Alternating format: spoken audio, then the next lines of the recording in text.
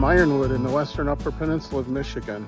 I'm Dan Borth, and my goal today is to offer my thoughts and observations about my Portage and Main 3444 after running it for 7 months and it making through its first winter. It's the end of April and it was a little snowy this morning, but spring has sprung. And I've heated with wood for 43 years, and 24 of which with an outside wood boiler at our house here. For the first 23 years, I used a Heat Source 1, and it served me well. Had to weld a new threshold to it, did some maintenance, and it didn't owe me anything. We ran it year round, kept the temperature up, made sure the water quality was good, and in the last 2 to 3 years, I've been just looking, shopping, talking to friends, and checking out outdoor wood boilers, just kind of reacquainting myself, just to be proactive so that I could move forward in replacing the stove that I had and not wait until a fatal flaw occurred, if it was going to. I knew what I liked, I knew my experience, and had a friend who had a Portage and Main, and as a result had an opportunity to purchase the new stove from his family because he had bought it and did not need it. Just to digress a little bit with the wood supply that we use, I work with some reliable, good priced loggers for hard maple, and some of this is cut off of my son's land. And so what we do is have a wood weekend with all of the son-in-laws, and we rotate things through the gazebo. This half is for next year, probably 18 to 20, a little more than 20 cords was burned for this winter. The other thing that I burn during the summer months, because I do burn year-round, is chop blocks that I get from a wood manufacturing where they do flooring, pine paneling, and trim work. So the other thing that we have under here is maple sapping wood that we use when we put an evaporator over here, and this building doubles as our sugar shack, even though it's an open area. The other thing that I do for wood, and I don't have a supply here now, is each spring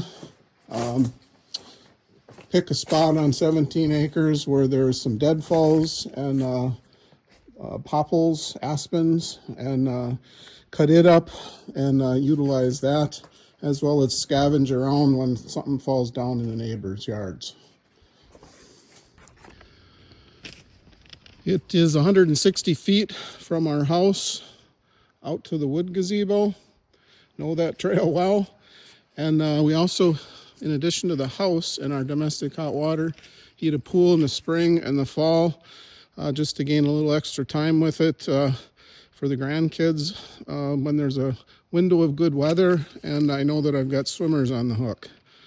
And the 1-inch Kitech lines are buried 3 to 4 feet below the surface from the back of the house under the deck all the way out to the wood gazebo.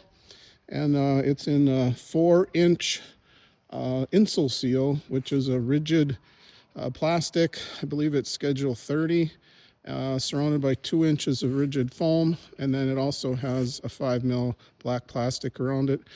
It's like a drain tile, put it together with bell housings, and that was laid in a trench all the way back to the wood stove. We heat a 7,100 square foot house, has a lower level walkout and an upper level. Each floor has just over 3,500 square feet. And you can see where the wood gazebo is in the back, up and around. And we have domestic hot water that we heat, 2 kitchens, 5 bathrooms. We've raised 9 children here, and when all of our kids, their spouses, and 24 grandkids are here, it's a house full. And one of the goals was to never run out of domestic hot water, and I'll show you that system here shortly. This is the incoming supply and outgoing return, which is through the wall. They're ICF forms with a 4-inch hole on the underside of the deck. It's a Taco 11 pump that has run continuously for 24 years and only needed to change one cartridge.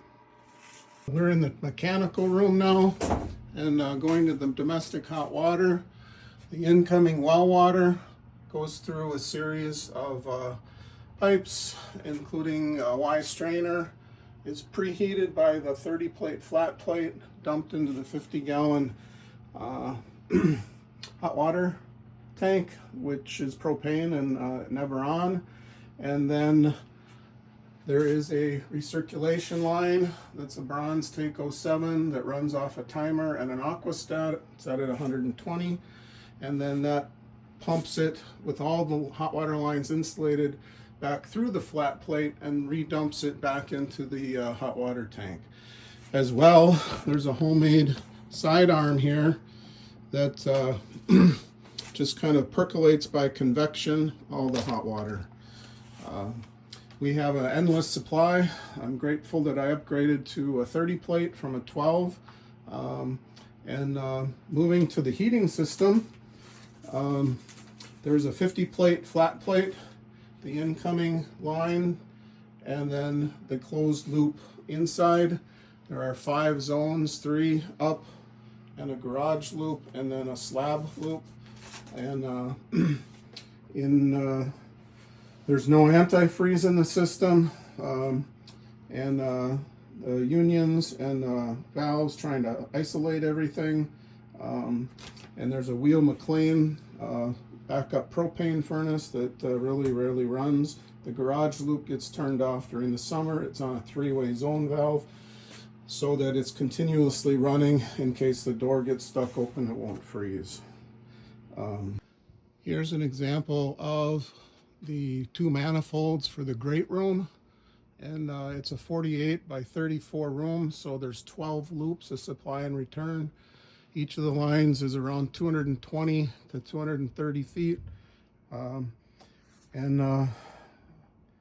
probably about just under a mile of Kitech tubing that is stapled up with reflector plates and then the foil, bubble wrap foil insulation. So it's on the underside of the subfloor, and we just tried to keep the R value of the flooring down. Here's the shell and tube heat exchanger, stainless steel with the chlorinated pool. The pump is just out underneath the deck, comes through the mud sill and circulates through the Sequaspal 500,000 BTU shell and tube heat exchanger. Runs on a 3-way zone valve on the return line. Can probably go up a degree an hour when it's running to full capacity and the water's not tremendously cold. With the history of how I got the stove and what it heats behind us, just want to go over a few of the concerns I had, what I like and maybe what I would tweak. So first, I got a 4-foot extension to get through the roof. I did have one compromise I made. I would have preferred to get titanium enhanced steel with the stove, but I don't think I'll be disappointed. In researching, I had 3 concerns. One was the stove being big enough to heat our home when it's minus 20 and the wind's blowing. This winter it did just fine. The other concern that I had was the water volume of 150 gallons with this stove versus 215 with my previous stove. And that really wasn't an issue at all over the winter. The final concern that I have is one that just based on the experience of others, I don't think that it's going to be a concern, is the longevity, as I was really pleased with my last stove. On to things that I like, based on just my experience, observation, and just comparing it to my other stove. I do like, even though I wasn't sure I would, the aquastat readout in the rear door. The reason that I prefer it is because I had to replace the aquastat 2 or 3 times on my other stove because it was in the door in the front and it took on more heat, which I think caused it to fail sooner. Two things that I liked that are a dream compared to my other stove was in scraping the ashes down over grates versus, as Brian from Portage and Main says, just tickling the shaker grate. Really has saved me from walking in the house looking like a raccoon with soot all over my eyes. And second is just the ease of the ash removal and pulling out the pan that is actually shaped like a scoop. And I just take it out, have some heat resistant gloves, and then dump it in a garbage can.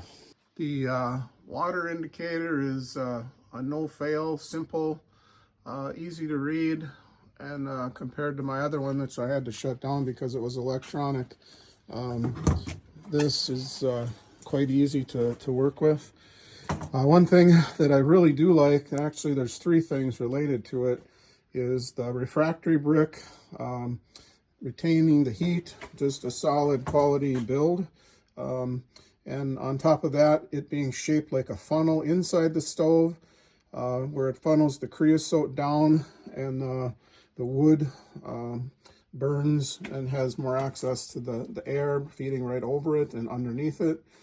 And along with that, the water line being above the brick and there not being any kind of condensation is a good thing. Heat exchanger is also a plus that I did not have with my other stove, and being able to clean it and just throwing in another plus is the just a simple scraper tool, right length, heavy duty. It both scrapes and pushes to clean out the bypass, and that's something that I've appreciated. Just one final thing, the air feed over and under the fire. I lit the fire back in October, and it's stayed going the entire time. I haven't had to relight anything, and there's never been an issue with that. Overall, I would really just say that the Portage and Main 3444 has met and exceeded my expectations and alleviated any concerns. Quickly, what I would tweak with the system and the stove would be to upgrade the heating flat plate from a 50 to an 80 or 90, so there's more heat exchanged. Shunt pump in the back of the supply and return on the stove to just recirculate water within the stove so that there's no water shock. I'd also, based on some advice, consider a finer filter on the outside wood boiler loop. I do have a boiler commander that I plan to install, which will, based on the air temperature, stack temperature, vary the speed of the fan to make it more efficient, and I'm hoping to reduce the creosote and increase the efficiency of the stove, and as well maybe increase the differential or swing to 15 to 20 degrees from the 5 that I currently have it on. I'd also like to add a Inkbird Wi-Fi aquastat, which can be read on the outside of the stove, and then also help me monitor it closer with its software. In closing, just to add that really a product comes down to the customer service and the support you get after, and the willingness to communicate, the responsiveness, the advice that you get, going above and beyond. And I have to say that Brian and Adam with Portage and Main were excellent to work with and have been. They've reached out to me on several occasions. They were accommodating in my unique circumstance in transferring the warranty. Dave down at Straw Bale Farms had some great advice as well in firing the stove up. And I just would recommend that you give the Portage and Main some serious consideration as you're looking for an outdoor wood boiler. And it's met and exceeded my expectations, and I hope something that I've added here you might find helpful.